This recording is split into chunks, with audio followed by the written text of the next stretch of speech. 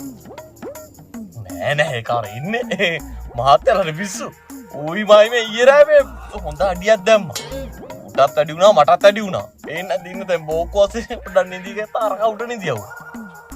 නින්දකින් යත්තේ මං හිතන්නේ. එතකොට මේ අරගෙන ඉන්නේ සිරිමල්. ඌ කොහොමත් ඇස්සරන් තමයි මහත්තයෝ නිදියන්නේ.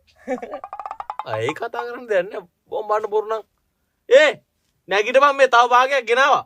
ඕ නැගිටා මේ ගම්. ගල් භාගයක් ගෙනාවා. බුදු අම්මේ ඊ අර රංජියගේ වාඩියට බැලලා කසිප්පු ගහලා සිහි මුර්ජා වුණා බං අම්මා.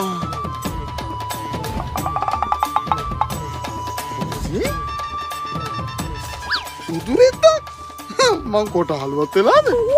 දැක්කද මන්දයෝ මං කිව්වේ ડોක්ටර් කෙනෙක් ඔත් පොලිසි මාව දූෂණයවත් කරලා ඒ සුගා මොකක්ද වෙලා තියෙන්නේ මෙතන? පොප්පච්චිගේ අම්මට හික්කඩු යන්න සේපාලි කොවන්න අරගෙන සීයා.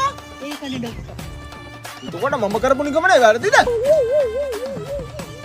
මෙතන හිටියොත් නම් ඉවරයි. කැබ් එකට මගරවත් එන්න කියලා අපි කැපෙමු. නැත්තම් අපිව කපයි. කැපියන්. බලහන් කරාල හාමි මේ සිද්ධිය මුළු රටේම මිනිස්සු දන්නවා.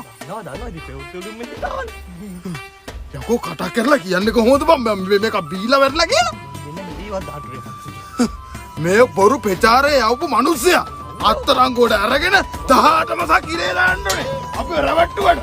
කවුද බං ඔය කතාව අපිට ඉස්සලාම කිව්වේ? නාකියනේ. ඔව්. මහාචාර්යක පැල්ලෙනවා. අන්න යනවා නාකිය. අල්ලන එකට රුපියල් 10000 දාලා දෙනවා. අල්ල පියව.